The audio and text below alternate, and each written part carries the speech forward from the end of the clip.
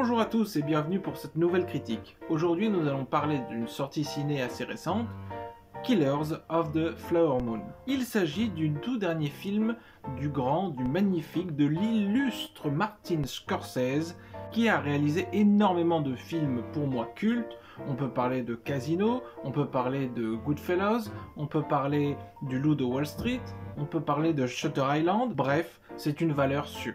Donc vous imaginez bien que quand j'ai appris qu'il allait sortir un nouveau film, donc Killers of the Flower Moon, j'étais assez impatient. J'avais vu son dernier film, The Irishman, que j'avais trouvé très bien, et donc je m'attendais à quelque chose d'absolument grandiose. Mais alors, est-ce que j'ai été déçu? Pas du tout! Ce film nous raconte le massacre des Indiens d'une tribu qui s'appelait les Osages dans les années 1920-1930 en Oklahoma aux États-Unis. On y suivra notamment le personnage d'Ernest Burkhart, joué par Leonardo DiCaprio, un très grand acteur et favori de Scorsese, ainsi que le personnage de William Hale, lui joué par Robert De Niro, lui aussi un favori de Scorsese. L'histoire nous raconte l'arrivée d'Ernest Burkhart, donc Leonardo DiCaprio, en Oklahoma, qui vient rencontrer son oncle, qui est William Hale, qui est donc joué par Robert De Niro, et qui va trouver du travail auprès de lui.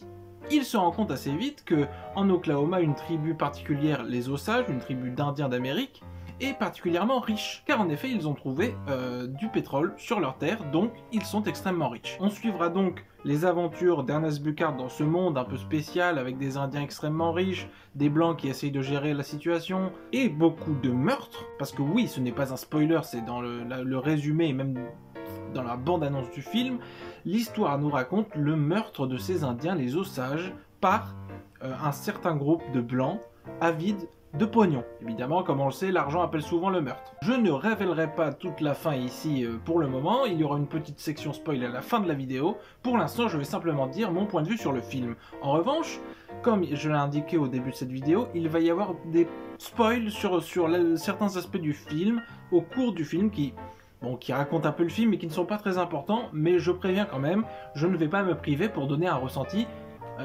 pleinement complet. Tout d'abord au niveau du jeu des acteurs. Il me semble qu'il n'y a absolument aucune fausse note. Il a beaucoup été dit que Leonardo DiCaprio avait un jeu pas très intéressant. Je trouve que pas du tout. Je trouve qu'il joue très bien. L'homme un peu naïf, mais en même temps qui essaye de gérer la situation. Je trouve qu'il a un jeu, comme toujours en fait, très convaincant. Robert De Niro, n'en parlons pas. Il joue également très bien dans son rôle. Et tous les acteurs du film par ailleurs, y compris la femme, celle qui joue la femme de Leonardo DiCaprio dans ce film, tous jouent extrêmement bien, il n'y a aucune fausse note. À aucun moment je me suis dit, vous savez, pour savoir moi si quelqu'un joue bien la comédie, j'ai toujours tendance à me poser la question, quand on le voit jouer, qu'est-ce qu'on voit? Est-ce qu'on voit Leonardo DiCaprio en train de jouer, ou est-ce qu'on voit Ernest Burkhart? Eh bien pour moi, on voit clairement Ernest Burkhart, on ne voit pas Leonardo DiCaprio en train de jouer. Pour moi, pour savoir si le jeu d'un acteur est convaincant, il faut que quand on le regarde, on voit le personnage, on croirait vraiment que c'est lui, que c'est pas un acteur. Et pour moi, tous les acteurs du film remplissent ce contrat. Au niveau de la mise en scène, elle est extrêmement bien réalisée, c'est vraiment très intéressant. En même temps, on parle de Scorsese, donc ce serait difficile de dire que sa réalisation est plate et inintéressante, je vous l'avoue. Il y a des plans extrêmement bien réalisés, des plans extrêmement bien léchés, une composition extrêmement belle, la lumière toujours là où il faut, de la façon dont il faut, c'est vraiment magnifique. Alors je ne suis pas un expert, c'est vrai, pour tout ce qui est la technique, mais en tout cas, j'ai vu suffisamment de films, il me semble, pour savoir quand il y a quelque chose qui cloche ou non. Et là, pas du tout. J'ai trouvé qu'il y avait une certaine ambiance dans ce film, très intéressante, parce que assez nébuleuse en fait. C'est-à-dire que on est un peu, nous aussi, mis, je trouve, dans la peau d'Ernest Burkhart. C'est-à-dire qu'on ne comprend pas bien les enjeux au fur et à mesure que les choses s'accélèrent et que notamment les meurtres se font. On a l'impression de naviguer dans une zone un peu sombre, où on n'a pas toutes les clés. On comprend pas trop. Alors c'est pas un défaut pour le coup, c'est pas qu'on comprend pas parce que c'est mal fait, on comprend pas parce que c'est voulu, c'est-à-dire que on a du mal à cerner vraiment qui est gentil, qui est méchant, qui est un salaud, qui n'en est pas un, qui défend les intérêts de qui, c'est vraiment quelque chose de très bizarre. Par exemple, le personnage de De Niro est un salaud en fait, si on fait la compilation de ses actes, c'est un salopard. pourtant, du début jusqu'à la fin, on a du mal à se dire que c'est un salopard. Vraiment. Il incarne... Il a un jeu très très suave, et même les actions qu'on voit à l'écran qu'il fait, pardon, on ne le voit jamais tuer quelqu'un lui-même, par exemple. Mais les actions qu'on le voit faire à l'écran, tout le temps, on a du mal à se dire que c'est un salaud. Notamment, il y a une scène au tout début, c'est vraiment la toute première scène où Leonardo DiCaprio rencontre De Niro, je ne vais pas répéter les noms du film à chaque fois. Et donc là, il y a une discussion qui s'installe entre les deux, entre donc l'oncle et le neveu. Et on voit tout de suite déjà que l'oncle est à un niveau, disons, ascendant, c'est-à-dire qu'il est respecté, c'est lui qui mène la conversation. Et alors je ne me souviens plus à quel propos, mais il a une sorte de petit jeu, il a une sorte de petite mimique à un moment où il fait un truc comme ça au personnage de DiCaprio, et je trouvais ça absolument génial. C'est-à-dire que vraiment on a l'impression, quand j'ai vu ça, je me suis dit putain, on a envie de l'avoir au coin du feu, ce mec là, pour discuter avec lui. Je parle pas de Niro, je parle vraiment du personnage. Il est tellement sympathique, tellement gentil, tellement drôle même si des fois il adopte un changement qui est un peu plus grinçant et un peu plus ferme, mais quand même on a du mal à cerner vraiment si c'est un salopard ou pas.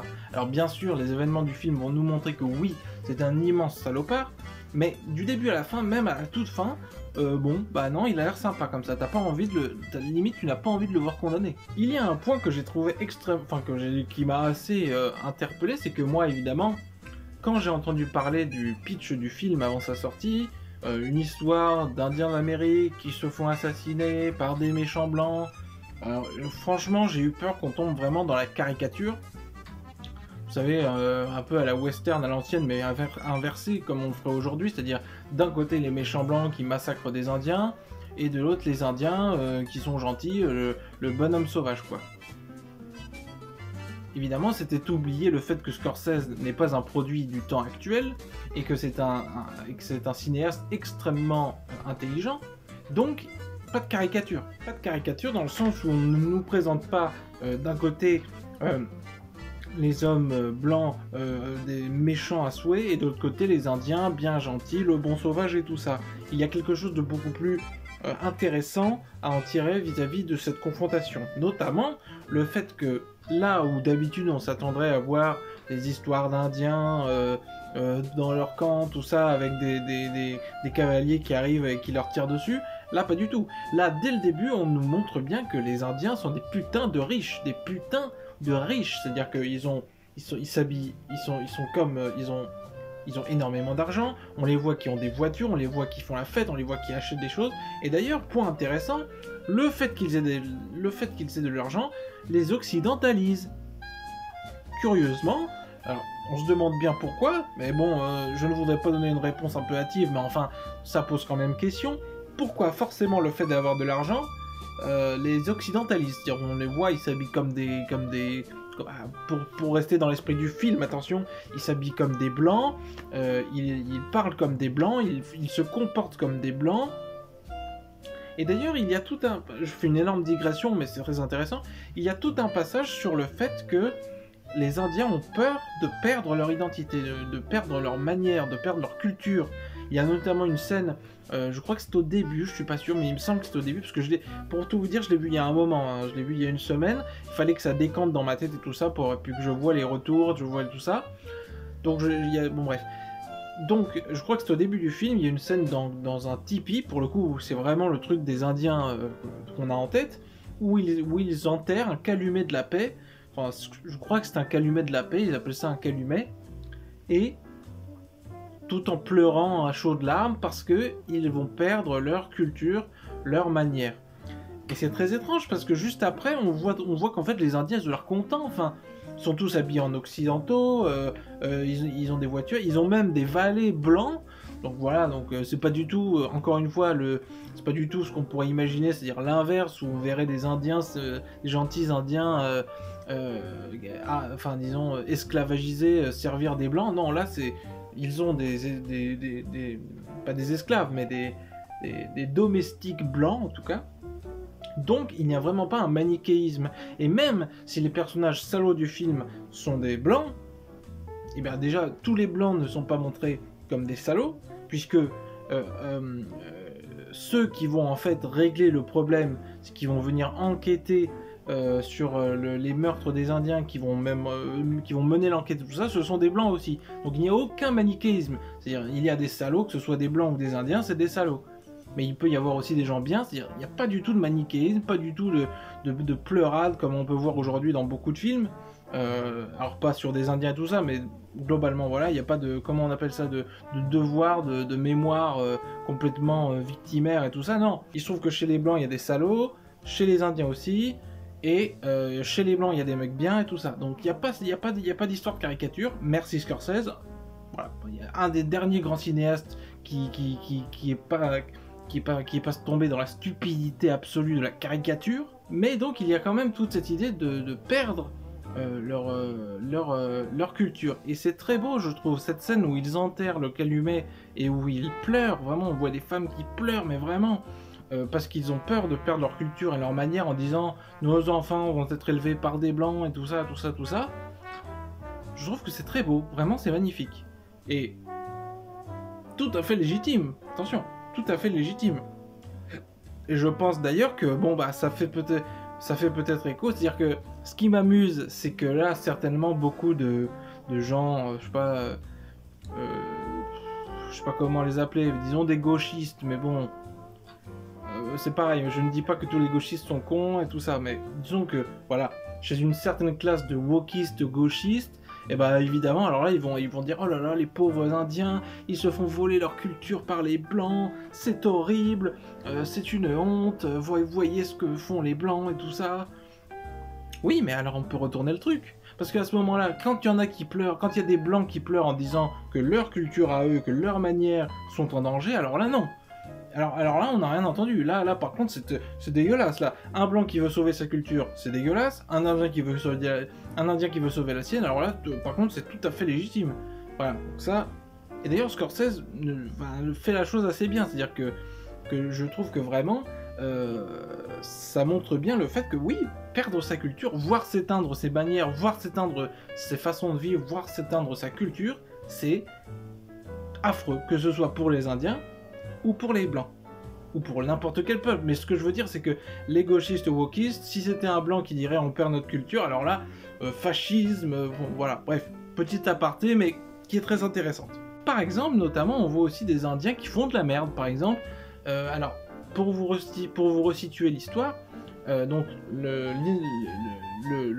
plan, en fait, de William Hale et de ses comparses blancs, c'est en fait d'épouser des femmes indiennes. Pourquoi ? Pour pouvoir être marié avec eux, donc avoir un droit sur leur fortune, parce que les Indiens sont riches, comme j'ai expliqué au début du film. Donc notamment pour avoir un droit sur leur fortune, que leurs enfants aient un droit sur leur fortune, et qu'au fur et à mesure, bah en fait les Indiens, il n'y ait plus d'Indiens, et que ce ne soit en fait que des familles de blancs qui récupèrent le magot. Sauf que pour une raison que je ne m'explique pas trop, au lieu de simplement attendre que bah au fur et à mesure il n'y ait plus que des blancs, bah ils décident de carrément épouser les femmes, tuer la femme pour pouvoir directement récupérer le pognon.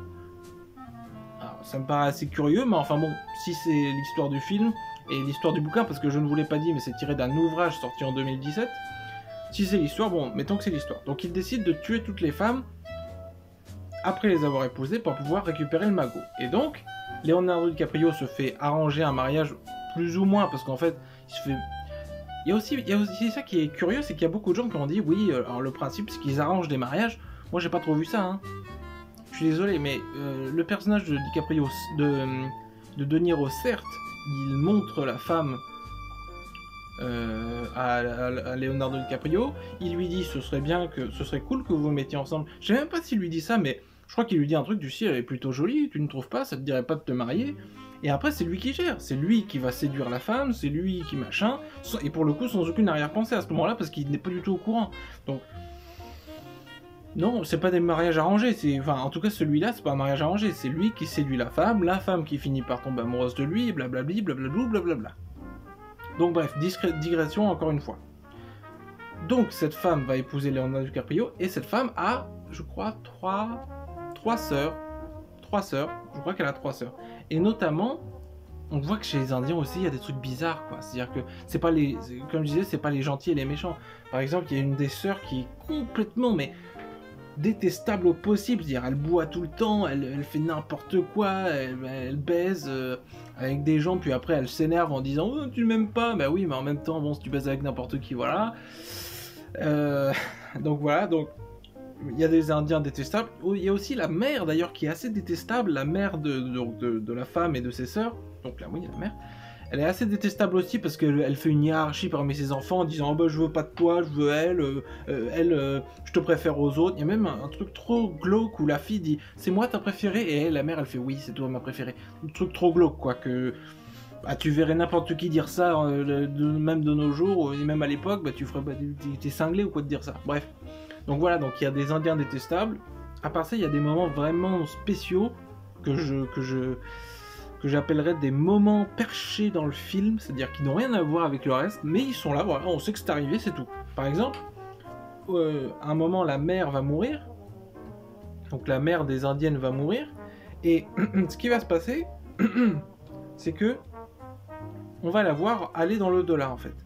C'est très particulier, mais si vous voulez, elle est avec tout le monde, donc on voit que c'est la réalité, elle ferme les yeux, elle les réouvre, et là, elle est au même endroit, au même moment, sauf qu'il n'y a plus tout le monde autour d'elle. Et là, on comprend qu'en fait, elle est morte, et qu'elle est partie. Et là apparaissent des Indiens, qu'on voit que c'est des Indiens un peu traditionnels et tout ça, et donc on comprend qu'en fait, elle est morte, et qu'elle va rejoindre ses ancêtres. Donc j'ai trouvé ça assez beau, même magnifique. Mais par contre, voilà, c'est des moments qui arrivent, il n'y a plus de son, il n'y a plus rien, ça arrive, puis après, voilà, on passe à autre chose. Mais je trouve qu'il y a quelques moments comme ça dans le film un peu perché que j'ai trouvé vraiment magnifique. Et d'une poésie, poésie sans faille. Le film est un peu trash par moments, alors c'est pas du grand trashouille, mais il y a quand même des moments un peu trash, notamment lorsque le cadavre d'une des sœurs est retrouvé. Et alors là, c'est pareil. Là, vraiment, dans la salle de cinéma, je me suis dit, mais what the fuck, qu'est-ce qui se passe? Est-ce qu'il y a un problème? Est-ce qu'ils ont oublié de couper des trucs? Parce qu'il y a donc ils repêchent le cadavre de la fille, de la sœur, ils l'amènent sur la berge, parce qu'elle était dans une rivière, ils l'amènent sur la berge, et là, il y a sa sœur, il y a plein de monde, mais c'est rempli de monde, tout le monde est en train évidemment de pleurer, notamment la sœur qui est hyper traumatisée, et là, qu'est-ce qui se passe? Et là, les médecins lui ouvrent le crâne avec une scie, devant tout le monde, comme ça. Alors je ne sais pas, peut-être que ça se faisait comme ça à l'époque, mais ça me semble quand même légèrement mal avisé de découper le crâne de la victime avec une scie. En plus, ça fait bien un bruit devant tout le monde, y compris sa sœur qui est au bord de mourir de folie parce qu'elle voit sa sœur dans cet état. Voilà, et puis le pire c'est que tout le monde trouve ça normal, il n'y a pas un mec qui se lève et qui fait « Quand même, vous pourriez ne pas faire ça ici ». Non, bon voilà, c'est normal, on fait ça sur le moment, sur l'endroit, on l'emmène pas à la morgue ou j'en sais rien. Il y a aussi un moment un peu trashouille lors d'un autre assassinat où ils font sauter une maison, où il y a des Indiens dedans, et là c'est vraiment trash aussi, parce que tu vois notamment un mec après l'explosion qui est enterré à moitié, qui est plein de sang et qui fait tuez-moi, s'il vous plaît. Et là vraiment, quand tu vois ça, c'est vraiment froid, filmé de façon froide et tout, ça fait pas flipper, mais ça fait, voilà, c'est un peu trashouille. Je dirais pas que je le montrerai ça à mes enfants, quoi. Il y a quelque chose de très particulier qui m'a beaucoup impressionné aussi, c'est le fait, comme je disais un peu au début, que c'est très nébuleux, notamment au niveau du personnage de DiCaprio. C'est très nébuleux parce qu'on se rend pas bien compte de ce qu'il a dans le crâne, ce mec. C'est-à-dire qu'au début, on se dit, bon, ok, il est naïf, il va se laisser embarquer dans les trucs, voilà, mais en fait, il est pas vraiment coupable, lui, il se laisse embarquer parce qu'il est un peu con. Et puis en fait, au fur et à mesure du film, on le voit pêle-mêle, en fait, vraiment participer au truc. C'est-à-dire qu'il bute des gens, il participe à l'assassinat de gens, mais à aucun moment, il a l'air de remettre ça en cause, genre, voilà. On lui dit de faire des trucs, il les fait, point. Et notamment, ça contraste énormément avec le fait qu'il a une belle histoire d'amour, mine de rien, avec la femme. C'est-à-dire qu'il l'aime vraiment, on sent qu'il l'aime, et on sent qu'elle l'aime aussi. Mais pour autant, à côté, c'est-à-dire que c'est comme si, je sais pas, c'est comme si je tuais là, je sortais, je tuais avec un flingue le mari, la sœur de ma copine, je rentrais, il y avait ma copine là, et puis je faisais « Oh, je t'aime » et tout. Tu vois, c'est trop chelou, quoi, ça n'a aucun sens. Ça n'a aucun sens. C'est un peu lunaire, voilà. C'est-à-dire que pendant le film, on est un peu circonspect en se disant mais qu'est-ce qui se passe? Qu'est-ce qu'il a dans le crâne ce mec? Est-ce qu'il est gentil? Est-ce qu'il est naïf? Est-ce qu'il est con? Est-ce qu'il comprend pas bien? Mais si, en fait, il comprend parce qu'on le voit tabasser, on le voit préparer des attentats, enfin... Mais vraiment, le jeu et la réal font que il y a un aspect lunaire qui vibre pendant tout le film, notamment autour de ce personnage-là. Alors, il faut revenir sur quelque chose que j'ai beaucoup vu tourner sur Internet, c'est que le film serait trop long. Bah alors, on n'est pas capable de rester le cul vissé sur un siège pendant 3 heures, hein? Quand il s'agit de jouer à des jeux vidéo pendant 6 heures, alors là, il y a du monde. Mais quand il s'agit de s'asseoir pendant 3 heures devant une œuvre artistique, alors là, il n'y a plus personne. Bon, j'exagère un peu, là, je veux pas faire le vieux con. Mais enfin bon, je ne comprends pas les gens qui disent que c'est trop long, tout simplement. Je ne comprends pas. Moi, j'ai toujours... Alors déjà, bon... quelqu'un... Je veux pas... encore s'il vous plaît, ne croyez pas que je me la pète. Mais c'est juste que c'est factuel. C'est-à-dire que, par exemple, pour des gens qui regardent du théâtre, notamment... ou des gens qui regardent des vieux films, notamment je pense là à ceux d'Akira Kurosawa, mais il y en a plein d'autres, ça se choque pas tellement de regarder un film de 3 heures, enfin c'est... Bon d'accord, c'est plus long que la moyenne actuelle, c'est ça, mais par contre ça choque pas, c'est-à-dire que, oui, quand t'es devant un vrai artiste qui fait une vraie œuvre, bah oui, 3 heures c'est pas beaucoup, c'est normal quoi. Et notamment, alors là, lui, il a la Palme d'Or, à ce niveau-là, parce qu'il en a fait plein de films qui durent 3 heures, notamment Casino, on peut penser à Casino, il y a, je crois, Gangs of New York qui dure 3 heures, The Aviator, J. Richman, enfin, vraiment c'est habituel du personnage, quoi, même s'il a fait des films plus courts, même s'il a fait des films plus courts, le Loup de Wall Street, je crois qu'il dure 3 heures, voilà, donc c'est pas spécialement, et moi je ne trouve pas qu'on s'emmerde, c'est ça le point en fait, pourquoi les gens disent ouais c'est trop long? Là où je pourrais leur donner raison, c'est si c'était nul, si c'était mal fait. Si c'était une torture, par exemple, au hasard, Miss Marvel pendant 3 heures, oui, là, il y a de quoi stay eleven, je vous l'accorde. Mais par contre, les films de Scorsese, pas du tout. Moi, à chaque fois que je regarde Casino, machin, comme j'ai dit, le Loup de Wall Street et tout, je ne m'emmerde pas une seconde. Et là, c'était pareil. Là, quand je suis sorti de la salle de cinéma, je me suis dit, putain, c'est vite passé. Je pense même vraiment que limite, si jamais, vu comment j'étais dans l'état d'esprit dans lequel j'étais à la fin de la séance, si ça avait duré 1 heure de plus, je pense que ça ne m'aurait pas dérangé, vraiment. Et j'ai ressenti quelque chose que je ressens assez rarement, mine de rien, c'est le fait de rentrer dans le film. Alors, c'est quelque chose qui est beaucoup plus facile au cinéma, mais ça peut se faire aussi chez soi, mais c'est beaucoup plus compliqué à mon avis. Le film est tellement bien fait, que tu rentres dedans. C'est-à-dire que pendant 3 heures, moi j'ai été impressionné, pendant 3 heures, tu ne penses à rien. C'est ça, du bon divertissement. Divertissement, c'est pas un gros mot. Le cinéma est fait pour divertir. Mais du bon divertissement artistique, ça te fait cet effet-là. Ça te fait que tu rentres dans quelque chose, tu oublies tout le reste, tu ne te poses des questions dans ta tête que à propos des personnages du film, et après 3 heures, tu te rends pas compte que Par exemple, moi, quand je suis sorti de la séance, j'ai été très étonné parce que je me suis dit, mais attends, j'ai pas pensé à ceci, cela pendant 3 heures. Ça fait pendant 3 heures, je n'ai pas pensé à ça. Alors que c'est des trucs, bon, j'ai beaucoup de choses à gérer voilà. Bah, je pense souvent à beaucoup de choses que j'ai à faire, de responsabilités et tout ça. Et bah, pendant 3 heures, zéro. Rien du tout. Et j'ai été impressionné, c'est-à-dire que je suis rentré chez moi et j'ai fait merde. Et attends, je vais pas penser à ça pendant 3 heures là, pas du tout, ça ne m'a même pas traversé l'esprit. Ça, c'est du vrai bon divertissement artistique. On passe à la section spoiler de la fin pour terminer, pour conclure. Donc, la fin, en gros, le FBI arrive pour enquêter sur les meurtres. Ils finissent par arrêter toute la bande de coupables, donc l'oncle, Leonardo DiCaprio, son frère et peut-être 1 ou 2 autres. Alors, il y a un personnage qui pop à la fin du film. Je crois qu'il s'appelle... Je sais plus comment il s'appelle. Je vais regarder. Voilà, Brendan Fraser, voilà. Donc à la fin du film, il y a un personnage qui pop de nulle part, Brendan Fraser. Alors là, j'ai été Lui, pour le coup, c'est le seul acteur que je dirais qui joue pas très bien. Voilà, je n'y avais pas pensé, mais c'est le seul acteur que je dirais, il est un peu dans le surjeu. Ça se voit que c'est pas... Il ne joue pas hyper bien, il faut bien le dire. Donc à la fin, finalement, ils sont tous arrêtés, et et le personnage de DiCaprio les balance tous en gros, décide de les balancer après moult péripéties où il sait pas trop s'il les balance ou pas, s'il fait éclater la vérité ou pas, il les balance, ils vont en prison. Et sa femme le quitte. Alors sa femme le quitte pourquoi? Parce qu'il a participé un petit peu à son empoisonnement pendant le film. Voilà, c'est sûr que c'est un motif comme un autre. Hein. Donc voilà. Killers of the Flower Moon, c'est de la bombe de balle. Il n'y a pas d'autre mot. C'est génial. Alors je ne dis pas... Non, vraiment, je n'y trouve pas de défaut. Là, si j'y repense... Alors peut-être que plus tard, je ferai un erratum quand j'achèterai le film et que je le revisionnerai. Mais là, je n'y trouve aucun défaut, vraiment. C'est pas trop long, les acteurs sont géniaux, la réal est géniale, l'histoire est prenante.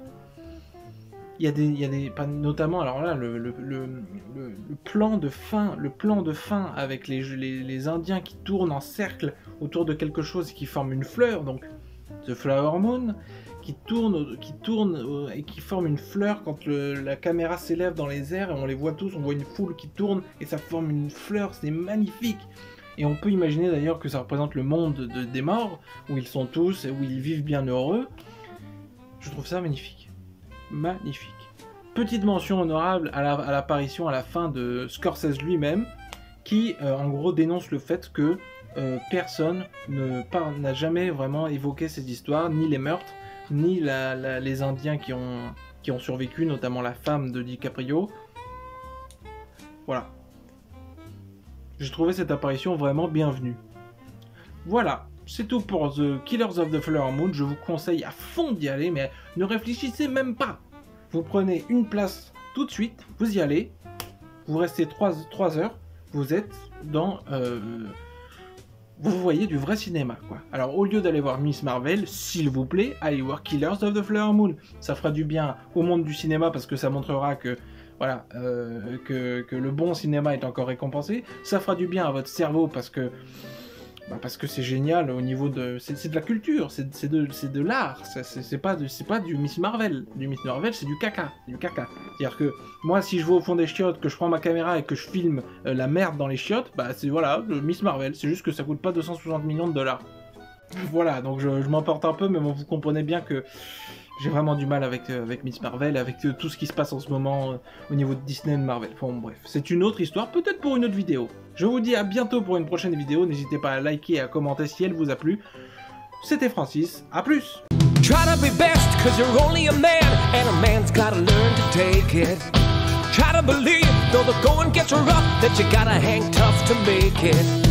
History repeats itself, try and you'll succeed. Never doubt that you're the one, and you can have your dream.